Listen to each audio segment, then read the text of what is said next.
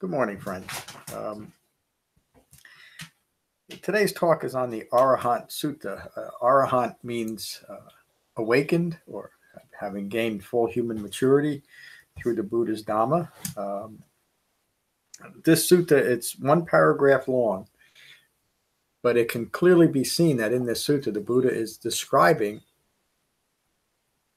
the entire path to awakening. When one understands what it is that the Buddha awakened to and the overarching context in which he taught. So this one short sutta speaks to all of that, and it also speaks directly to the five clinging aggregates. The five clinging aggregates are the Buddha's description of the ongoing personal experience of suffering rooted in ignorance. This is what the Buddha awakened to, dependent origination, from ignorance through 12 observable causative links. All manner of confusion, deluded thinking, and ongoing suffering arises. So the five clinging aggregates are the ongoing personal human life experience of a life rooted in ignorance of Four Noble Truths.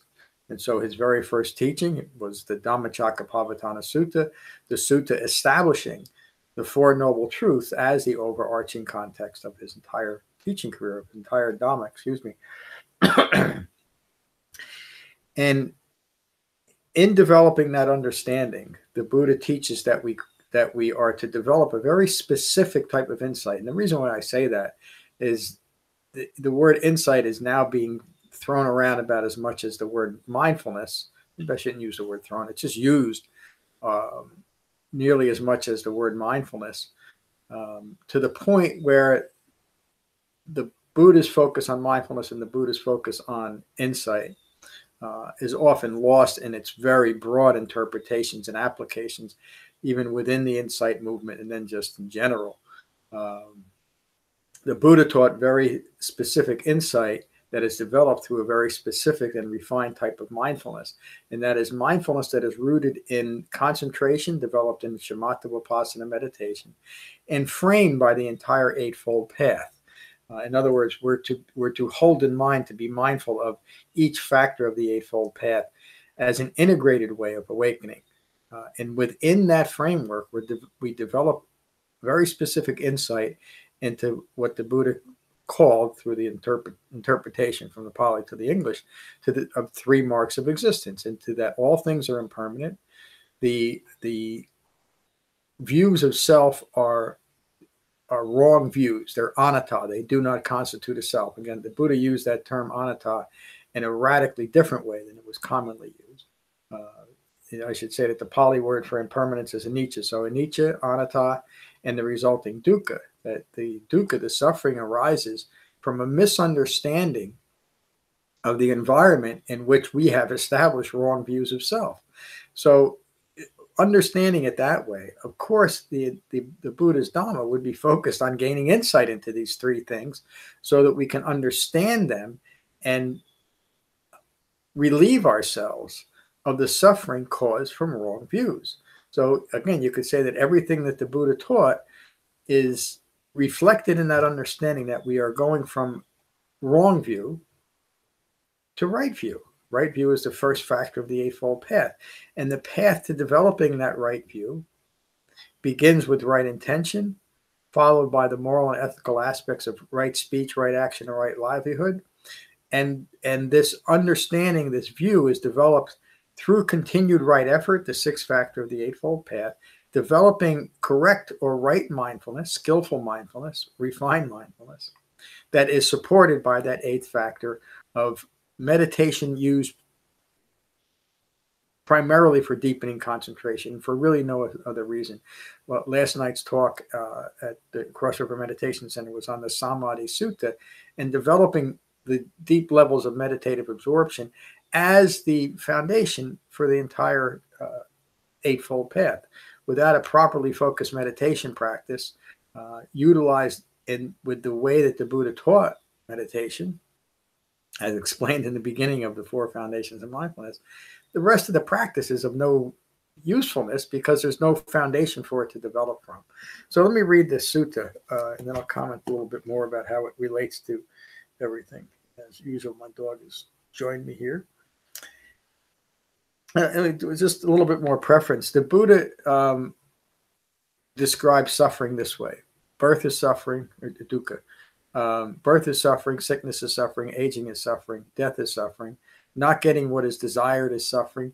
Getting what is undesired is suffering. And then sometimes it'd be a few other explanations. But he would always conclude that statement explaining the nature of suffering. Again, remember, suffering rooted in ignorance of Four Noble Truths, as, in short, the five clinging aggregates are suffering. Five clinging aggregates are form, feeling, perceptions, mental fabrications, and consciousness, so that's ongoing thinking rooted in ignorance of Four Noble Truths. And we use these five aggregates by clinging to each one of those factors and using them to describe a self. But when we can see the impermanence in each and every one of those, we cease clinging to them because we understand that there's nothing there. As the Buddhist words might be, they're like foam on the water. There's nothing there. So we can even look at our form, our physical form. It's constantly changing, and it certainly doesn't last. You know, we get a certain number of years in this body, and then it's gone. The feelings and the perceptions, the thoughts, the ongoing consciousness that are constantly arising and passing away are just as impermanent as the form in which these mental aspects of our life abide in.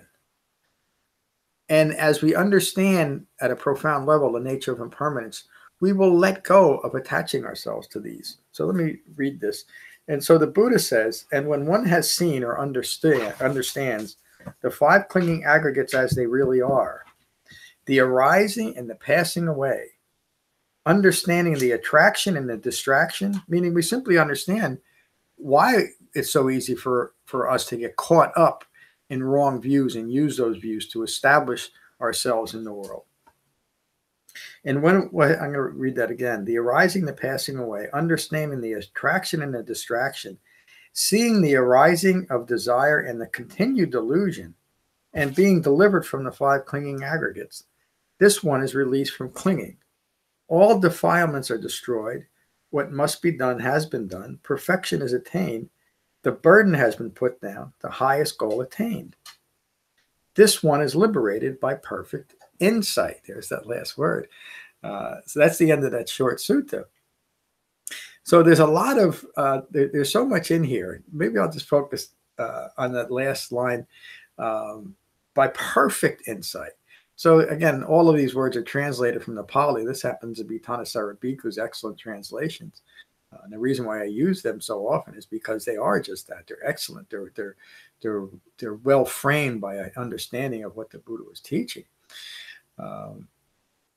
Perfect insight is insight into the three marks of existence, isn't it? And so within within this sutta and within a developing and profound understanding of the five clinging aggregates, you can see that the five clinging aggregates all relate. Okay, lay down, pups. All relate to impermanence. Every one of the factors is impermanent. When on the Buddha's very first teaching, when he taught the Four Noble Truths for the first time, Kandana, one of the people that heard the sutta and declared all conditioned things that arise are subject to cessation. And the Buddha declared, "Oh, Kandana, you are now Anakandana, the one who understands." What does he understand? He has gained perfect insight into the impermanence of all things, all conditioned things, meaning a way of looking at the world that is conditioned by wrong views. All conditioned things that are subject to cessation are subject to cessation. They're all impermanent. And from that profound understanding comes the great liberation of the Buddha's teaching. Nothing is permanent.